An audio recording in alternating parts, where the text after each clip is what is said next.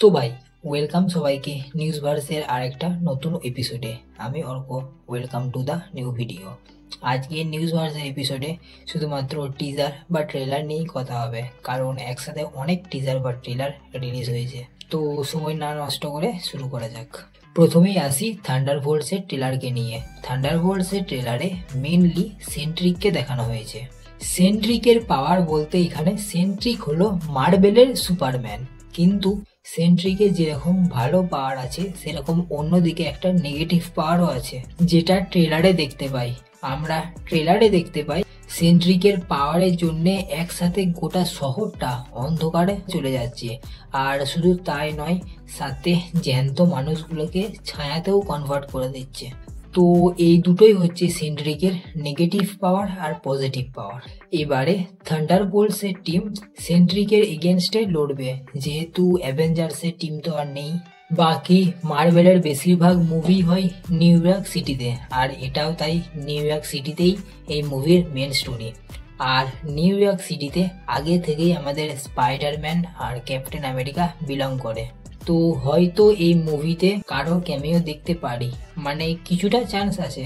তাছাড়া থান্ডারবোল্টসের মেম্বারদের কারোর মধ্যে কোনো রকম সুপার পাওয়ার নাই, তাই তারা সেন্ট্রিককে হারাতে পারবে না। তাই আমার মনে হচ্ছে এখানে কারো ক্যামিও আছে, আর নয়তো সেন্ট্রিক নিজেই থান্ডারবোল্টসের টিমে জয়েন করে তার নেগেটিভ যে পার্টটা আছে, যার নাম ভয়েড, তার এগেনস্টে লড়বে।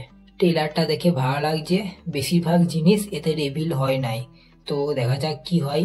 মুভি রিলিজ হবে 2 মে, আর থান্ডারবোল্টসই হবে মার্বেলের ফেজ 5 এর শেষ মুভি। পরের নিউজ মার্বেল থেকে আসায় আর একটা মুভির টিজার নিয়ে, the fantastic four.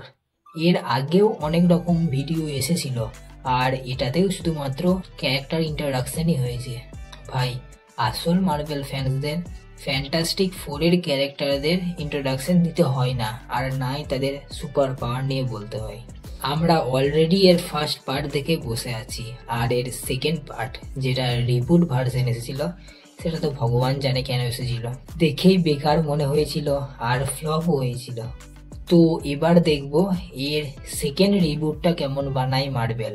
By the way, এই মুভিটা থেকেই মার্বেলের 6th ফেজ শুরু হবে। নেক্সট ট্রেলার হলো জুরাসিক ওয়ার্ল্ড দ্য রিবার্থের। এর ট্রেলার অনেক আগেই রিলিজ হয়ে গিয়েছিল, তবে সেটাতে অনেক পুরনো ক্লিপ থাকায় এবারে ট্রেলারেরই একটা এক্সটেন্ডেড ভার্সন রিলিজ করা হয়েছে। এবার আর কি বলবো, মুভি প্লট ওয়াইজ তো সেমই হবে।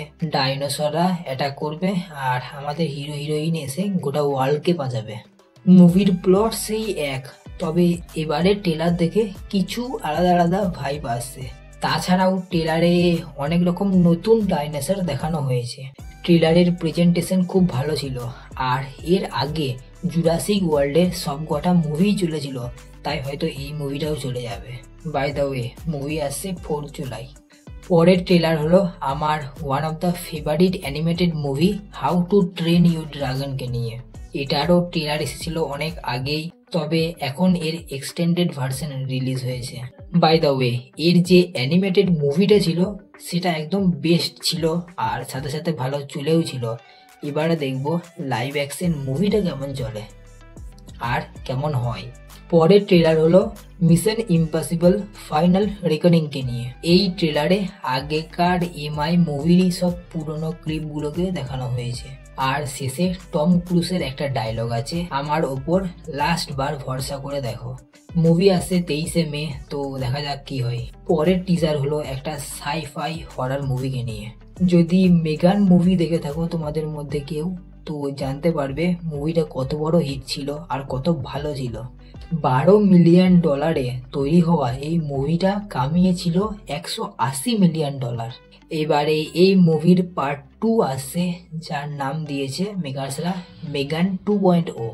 এখন শুধু ওই ক্রিপি ডলটার ক্রিপি ড্যান্সই শেয়ার করেছে মেকার্সরা, আর মুভি আসছে 27 জুন। পরের টিজার হলো ডিপ্লোম্যাটিক মুভির, স্টারার জন আব্রাহাম। ডিপ্লোম্যাট বলতে বোঝায় যারা নিজের দেশকে রিপ্রেজেন্ট করে ফরেন কোনো দেশের সামনে। এক কথায় বলতে গেলে এই ডিপ্লোম্যাটরাই দু দেশের মধ্যে চুক্তি করায়, এমন সিদ্ধান্ত নেয় যাতে দু দেশের মধ্যেই কোনো রকম ঝামেলা না হয়। আর জন আব্রাহাম এই রোলেই আছে, তো দেখা যাক এর ট্রেলার রিলিজ হোক। তো এই হচ্ছে আজকের নিউজ ভার্সের এপিসোড। আবার দেখা হচ্ছে নেক্সট ভিডিওতে।